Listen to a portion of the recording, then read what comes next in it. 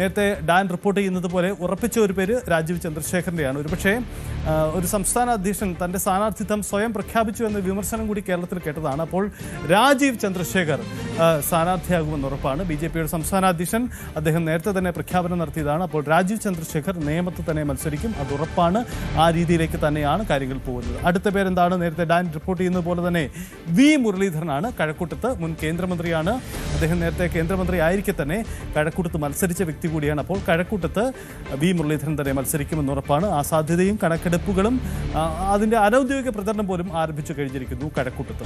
മറ്റൊന്ന് തിരുവനന്തപുരമാണ്. തിരുവനന്തപുരം മണ്ഡലം ഇപ്പോഴും ഒരു സസ്പെൻസാണ്. BJPക്ക് കഴിഞ്ഞ തവണ വലിയ അട്ടിമറി സാധ്യതയിലേക്ക് എത്തിയതാണ്. പക്ഷേ ഇത്തവണ അവിടെ ആര് സ്ഥാനാർത്ഥി എന്നതാണ്. ആർ ശ്രീലേഖ തനിക്ക് മത്സരിക്കാൻ സാധ്യതയില്ലെന്ന് പറഞ്ഞതാണ്. ഒപ്പം മറ്റൊരു പേര് കൂടിയുണ്ട്, അത് കരമന ജയനാണ്. കരമന ജയൻ എന്നത് BJPയുടെ സിറ്റി ഡിവിഷൻ ഉൾപ്പെടുന്ന ജില്ലാ അധ്യക്ഷനാണ്. അദ്ദേഹം വലിയ പ്രകടനം ഈ തദ്ദേശ തെരഞ്ഞെടുപ്പിലെ കോർപ്പറേഷൻ പിടിക്കുന്നതിന് വലിയ ഇടപെടൽ നടത്തിയ വ്യക്തി കൂടിയാണ് കരമന ജയൻ. മാത്രമല്ല അദ്ദേഹം BJPയുടെ പഴയകാല പ്രവർത്തകനും മുമ്പും ജില്ലാ അധ്യക്ഷനായിരുന്ന വ്യക്തി കൂടിയാണ്. അപ്പോൾ കരമന ജയനോ അല്ലെങ്കിൽ ശ്രീലേഖയോ എന്ന ചോദ്യം കൂടി അവിടെ തിരുവനന്തപുരത്ത് ഉയരുന്നു എന്ന സാഹചര്യം കൂടിയുണ്ട്. എന്താണ് ഈ ലിസ്റ്റിൻ്റെ ഫൈനലൈസേഷൻ? നമുക്കതുകൂടി ഒന്ന് പരിശോധിക്കാം.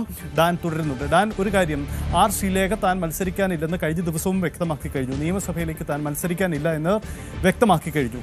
അപ്പോൾ ശ്രീലേഖയുടെ പേര് വീണ്ടും മുൻനിർത്തുന്നു എന്ന് പറയുമ്പോൾ യഥാർത്ഥത്തിൽ ശ്രീലേഖ ഒരു മുഖമാണ്, സാധ്യതയാണ്. അപ്പോൾ ശ്രീലേഖ ഇപ്പോൾ തൽക്കാലമില്ലെന്ന് പറഞ്ഞെങ്കിൽ കൂടിയും സമ്മർദ്ദം ചെലുത്തി നിയമസഭയിൽ മത്സരിപ്പിക്കുക എന്നൊരു ആലോചന BJPക്കുണ്ടോ?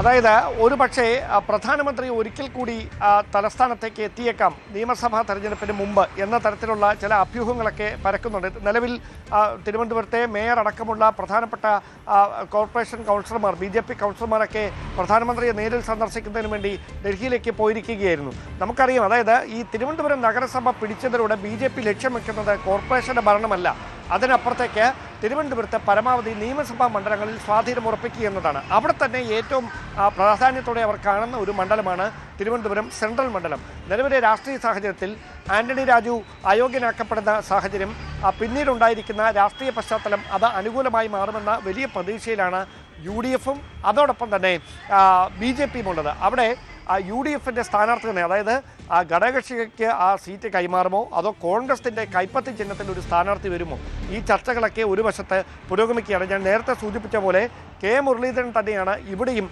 ഒരു ഡിസൈഡിങ് ഫാക്ടറായി മാറുന്നത് എന്നതാണ് നമുക്ക് ലഭിക്കുന്ന സൂചനകൾ. കാരണം മുരളീധരൻ വട്ടിയൂർക്കാവ് വിട്ടാൽ മത്സരിക്കാൻ ഏറെ സാധ്യതയുണ്ട് എന്ന് പറയപ്പെടുന്ന മറ്റൊരു മണ്ഡലം തിരുവനന്തപുരം സെൻട്രൽ മണ്ഡലമാണ്. അദ്ദേഹത്തിൻ്റെ പേര് വലിയ തരത്തിൽ, അതായത് മുൻ MLA ആയ അവിടെ കഴിഞ്ഞ തവണ സ്ഥാനാർത്ഥിയായിരുന്ന VS ശിവകുമാർ അടക്കമുള്ള പേരുകളൊക്കെ ചർച്ചകളിലുണ്ടെങ്കിലും കെ മുരളീധരന് വേണ്ടി പറഞ്ഞു കേൾക്കുന്ന സ്ഥലങ്ങളിൽ പ്രധാനപ്പെട്ട ഒന്ന് ഈ വട്ടിയൂർക്കാവ് കഴിഞ്ഞാൽ മറ്റൊന്ന് തിരുവനന്തപുരം സെൻട്രൽ മണ്ഡലമാണ്.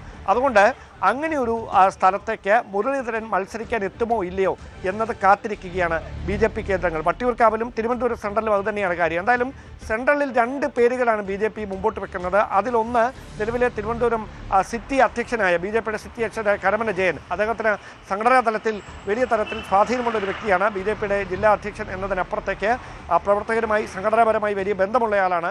അദ്ദേഹത്തെ മത്സരരംഗത്തിറക്കണമെന്ന ആവശ്യത്തിലാണ് ഒരു വിഭാഗം നേതാക്കൾ. അതേസമയം മേയർ സ്ഥാനത്ത് തഴയപ്പെട്ട ആർ ശ്രീലേഖയ്ക്ക് അർഹമായ പരിഗണന നൽകണമെന്ന ആവശ്യം മുമ്പോട്ട് വെക്കുന്നവരുമുണ്ട്. അവരാണ് സെൻട്രലിൽ ശ്രീലേഖയെ മത്സരിപ്പിക്കണമെന്ന ആവശ്യവുമായി ഇപ്പോൾ നേതൃത്വത്തെ സമീപിച്ചിരിക്കുന്നത്.